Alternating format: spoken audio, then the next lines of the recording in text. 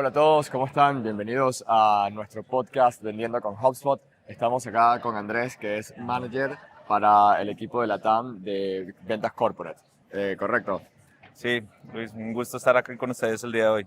Muchas gracias, Andy. Andy, ¿nos contás un poco de tu experiencia? ¿Qué es lo que haces exactamente en HubSpot y cómo llegaste a tener la posición que tenés en este momento? Sí, claro. En este momento, pues me encargo de liderar el equipo de ventas corporativas para LATAM en HubSpot. Ya en HubSpot hace casi 5 años que comencé. Cuando comenzamos en la oficina de Bogotá, la abrimos hace 5 años, éramos 10 personas y a día de hoy, 5 años después, ya estamos casi unas 350 personas.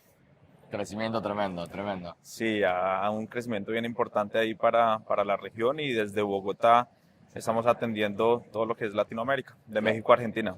Y ahora, el segmento en el que trabajas, que es el segmento corporate en particular, tiene diferentes características que el resto bueno, de mid-market o Ujú. los otros segmentos a los que también apuntamos en HubSpot, ¿no?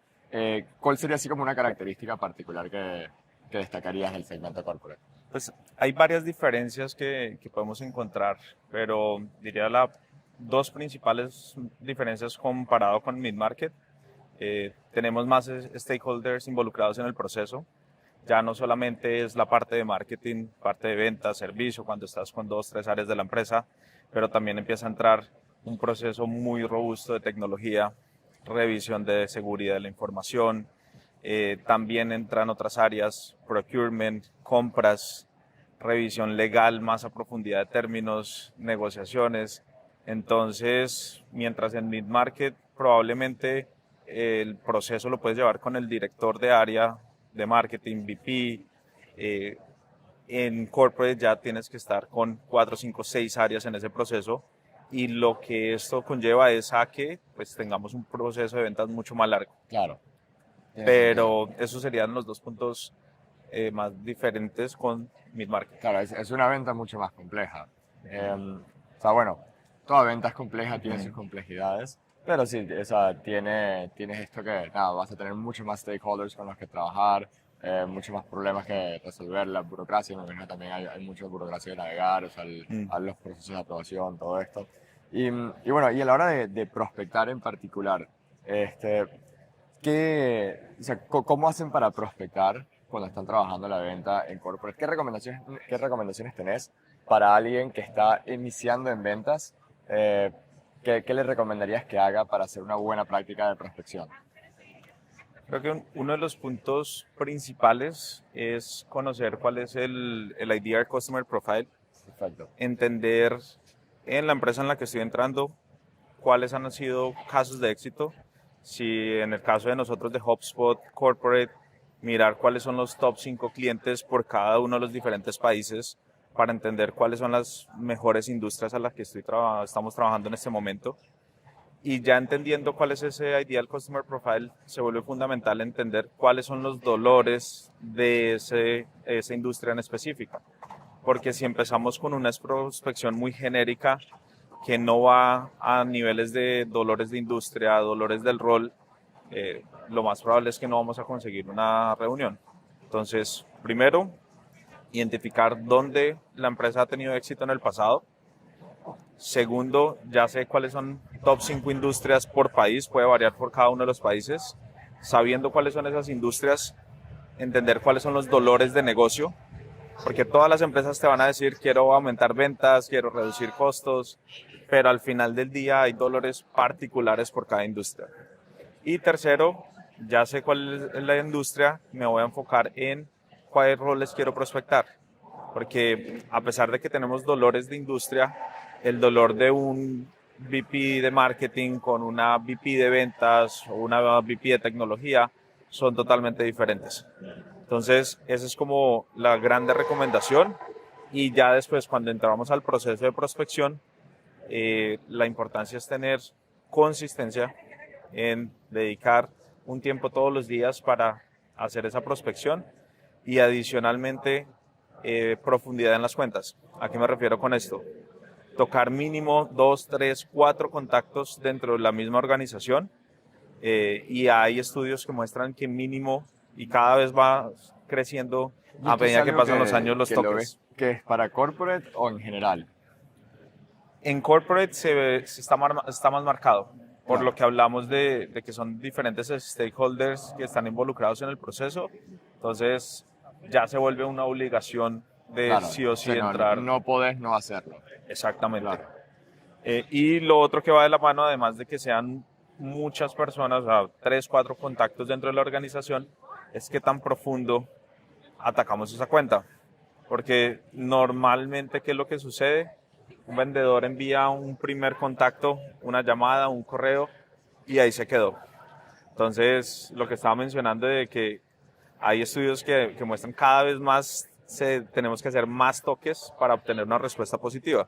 Entonces, ahorita está en promedio entre unos 9, 12 toques lo que necesitamos para tener una respuesta positiva de una Claro, reunión. sí, es un montón. Y 9 12 toques por diferentes canales también, ¿no? Exacto, Entonces, no, sí. no nada más email o llamada. Sí es. Temas de mezclar llamadas, correos, temas de prospección de Vidyard, videos que podemos enviar, mensajes de LinkedIn, inclusive mandar mensajes de voz en LinkedIn es algo que también hemos estado utilizando. Es muy Eh, interesante eso. ujú, Justo nos comentaban también. ujú, Sí, es un tema. Nosotros, la verdad, no venimos usando mensajes de voz en ujú. LinkedIn. Y la verdad que está muy interesante. Es algo que tenemos que empezar a implementar. Exacto, sí. Entonces ahí está la clave y es de utilizar diferentes canales porque no para todas las personas el mismo canal va a funcionar. Entonces, cuando empezamos a tener esa variedad, pero asegurando que estamos haciendo la cantidad de toques correctos al número de personas dentro de la organización, que previamente ya segmentamos basándonos en las industrias que tienen un mayor fit, un mayor encaje, ahí es donde empezamos a tener mayor éxito. Perfecto, perfecto. Y Andy, ¿hay algún error común que ves en el proceso de prospección? Algo típico, o sea, ¿tenés alguna historia, quizás algún error que cometiste vos Ujú. cuando estabas empezando en la fase de prospección? Este, algo que te haya así como quedado, uff, sí, Sí, creo que hay uno de los principales desafíos que tienen los nuevos vendedores cuando ingresan a un equipo, cual sea la empresa, empiezan el proceso de prospección y es muy fácil caer en el momento de desesperación de que no estoy recibiendo respuestas y empiezo a enviar secuencias y correos masivamente a muchas personas.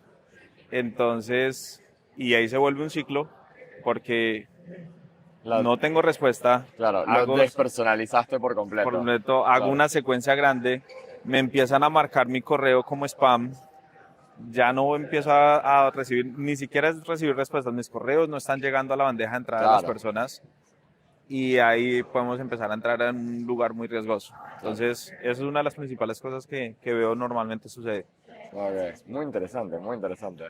Y algún desafío que veas, así, algún desafío en particular a la hora de prospectar o un desafío que sea específico quizás del segmento corporate que veas como, uff, sí, esto es algo que veo siempre en nuestro equipo y cómo lo superan. Sí, entonces el tema, y más que sea del segmento corporate, es muy del proceso de prospección. Y es, por ejemplo, y hablamos mucho de esto en el equipo, si tú estás con una reunión con un cliente, la tienes agendada mañana 9 de la mañana. Si otra persona te dice, ¿podemos tener una reunión a las 9 de la mañana? Le dices, no, no puedo. O tú estás dentro de la misma reunión importante, te llaman o te escriben un WhatsApp o te escriben por Slack, tú estás abriendo ese correo, mira, revisando Slack. No, porque le estamos dando una importancia que es Muy una clave. reunión muy relevante con ese cliente. ¿Qué es lo que sucede? Que no le damos esa misma relevancia a la prospección.